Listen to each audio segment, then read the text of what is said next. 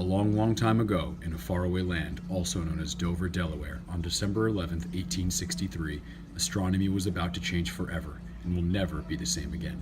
But by whom? But how? But why?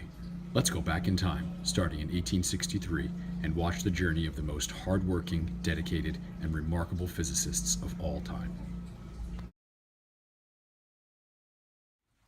Wilson, Wilson, Wilson! What is it, Mary Chump? It's a girl! What shall the name be? Oh my goodness, I put very little thought into this. What about Annie? Marvelous. Annie Cannon it is. Annie Jump Cannon. After you, my dear. Oh my god, that is so cute! Look at all the beautiful stars, Annie. Maybe one day you can learn all about them. You really think so, Mama? Hopefully, my dear. Times are changing. Women are slowly going into the science field. You will make a great astronomer one day. Gosh darn right I will! For the love of Pete, who are teaching you these words? Gosh darn it!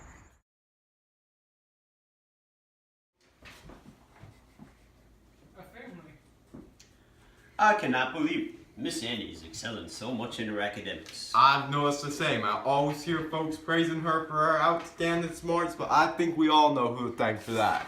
I don't like to toot my own horn, but yeah. Hello, Miss Wading.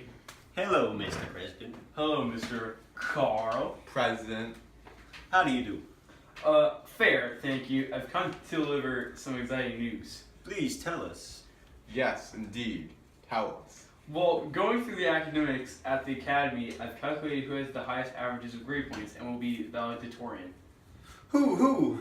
Yes, indeed. Tell us. It's Annie. Oh boy. That is fantastic news indeed.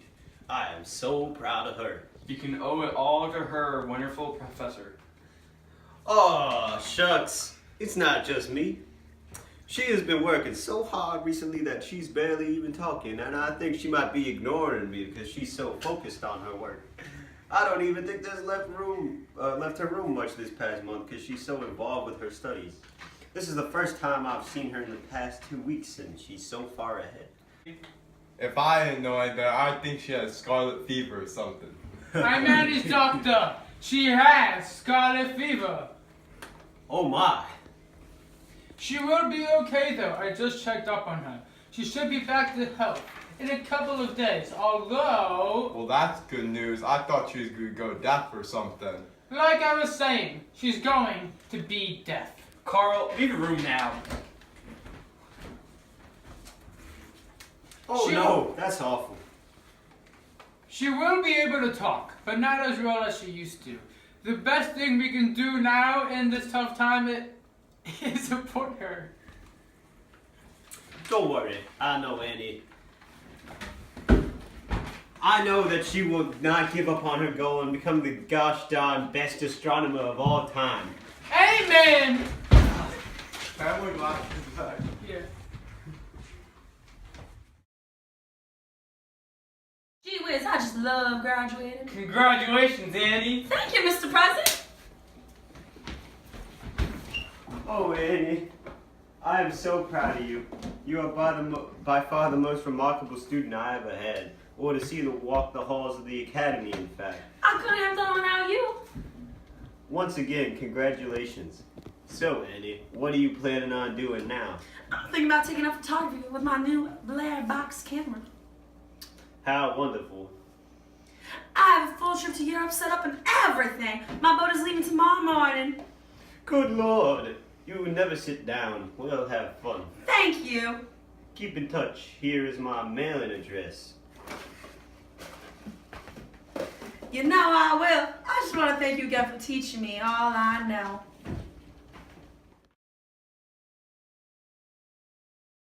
Road again. Just can't wait to get on the road again. The life I love is making music with my friends. And I can't wait to get on the road again.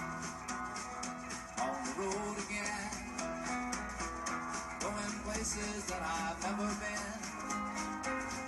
Seeing things that I may never see again. I can't wait to get on the road.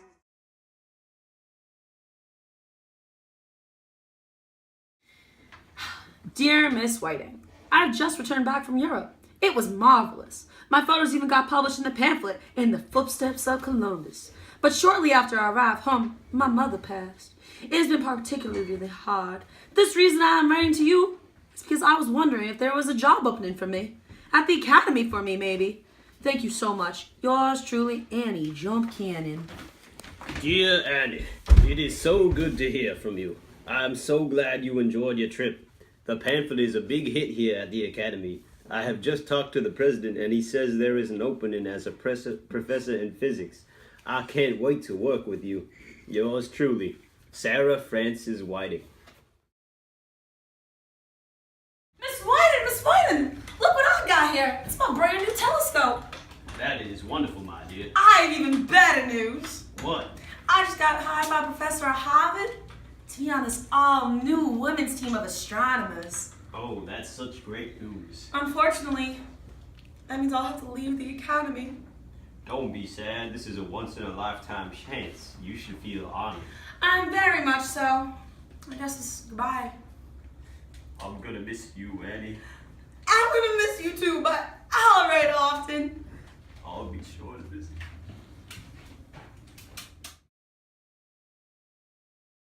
Annie, I'm Edward Charles Pickering, professor here at Harvard. It's an honor, sir.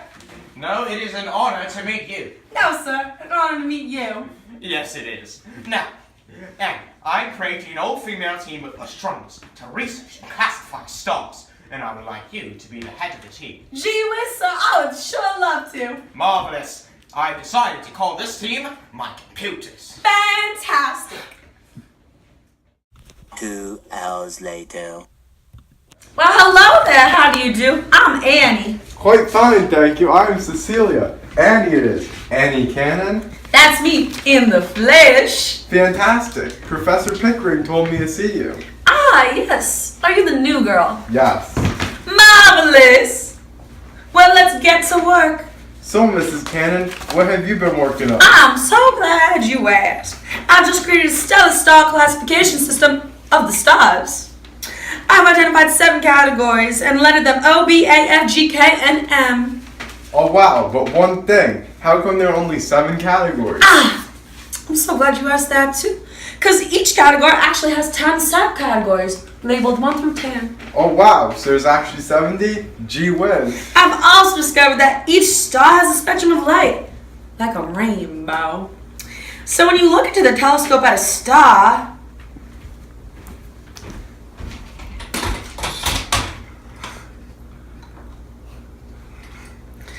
yes, I am right. I've also gotten it down to a science. Look at the glass pane of stars. Oh my, you're right.